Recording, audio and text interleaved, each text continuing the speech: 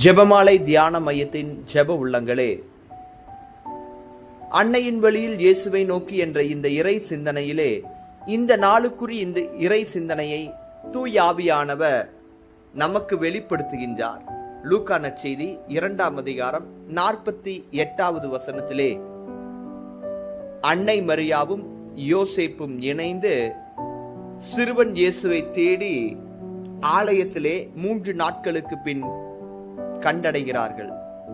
அப்பொழுது அன்னை மரியாள் வெளிப்படுத்திய வார்த்தை, நானும் உம் தந்தையும் மிகுந்த கவலையோடு உம்மை தேடிக்கொண்டிருந்தோமே. இந்த வார்த்தையை அன்னையின் வழியில் இயேசுவை இணைத்து நாம் தியானித்து பார்க்கும் பொழுது தூய ஆவியானவர் நமக்கு ஒரு சில உண்மைகளை கற்றுத்தருகின்றார். தேடுங்கள் கண்டடைவீர்கள் என்று சொன்ன ஆண்டவருடைய வார்த்தைக்கு ஏற்ப மத்தேயு நற்செய்தி 7:7 வெளிப்படுத்தப்பட்ட இந்த வார்த்தை, அன்னை மரியாவும் யோசேப்பும் இணைந்து இயேசுவை தேடுகிறார்கள், மிகுந்த கவலையோடு தேடுகிறார்கள்.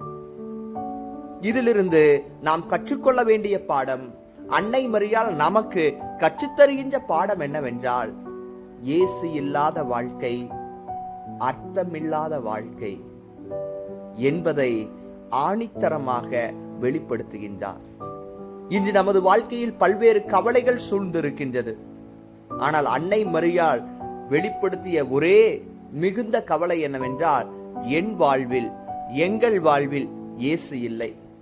இயேசுவை மையமாக வைத்து அந்த திருக்குடும்பம் வாழ்ந்தது.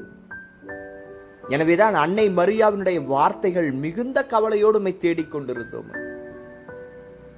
நாம் உண்மையாக ஆண்டவரை தேடினோம் என்றால் கண்டடைவோம். ஆனால் இன்று நமது வாழ்க்கையிலே எதை தேடிக்கொண்டிருக்கின்றோம்? அன்னை மரியாள் நமக்கு கற்றுத்தருகின்றார், இயேசுவை தேடுங்கள், வாழ்வு பெறுவீர்கள். இயேசுவை தேடுங்கள், நன்மை அடைவீர்கள் என்பதை.